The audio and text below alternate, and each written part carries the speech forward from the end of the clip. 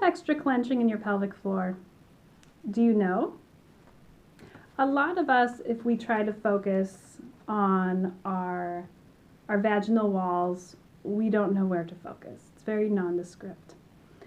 So I will share with you a way we can focus on relaxing.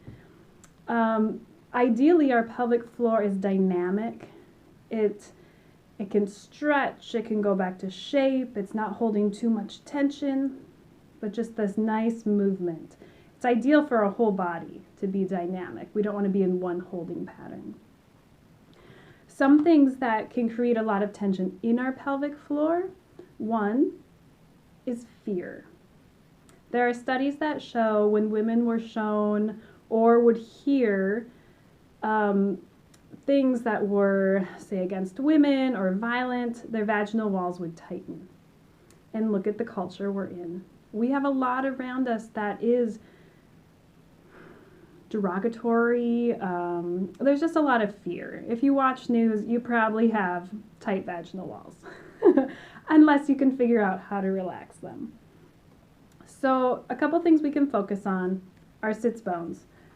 So our pelvis is like this. Here are our sits bones, ishial tuberosities. Ideally, when we're sitting, we're on the front of our sits bones and not leaning back and then pushing in our sacrum. And if you want to learn more about this, I did a basic sitting alignment in the restorative exercise playlist.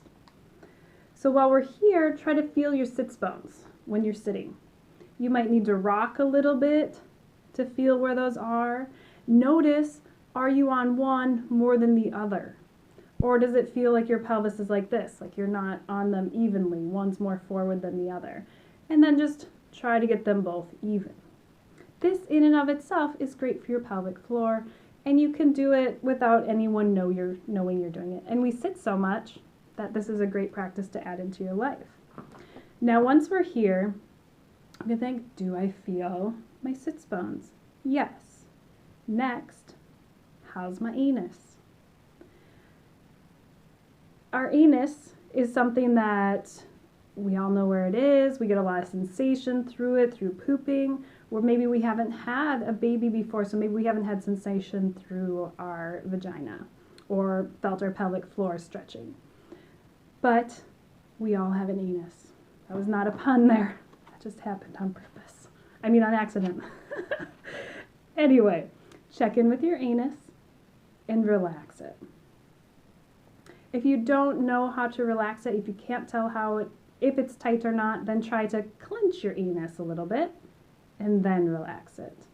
And if your anus is relaxed, your pelvic floor will be more relaxed. Don't worry, you will not relax enough to poop yourself. There are safety measures in your rectum for that. So tighten it if you need to, and then relax. You can do this while you're driving. You can do it while you're standing, and you might find your standing posture, especially if your hips are thrusted forward, might stop you from being able to relax your anus, which also means your pelvic floor. So play around with this. When you're sitting, do I feel my sits bones? How's my anus doing? Let's relax that. And in so doing, you will relax the rest of your pelvic floor. The more you do this, the easier it will get. Maybe you do need to do that clench and release, and that's great too. Some people might clench and not be able to release. Just give yourself time. It will happen over time. You might just need to make the brain-body connection, and then all will be well.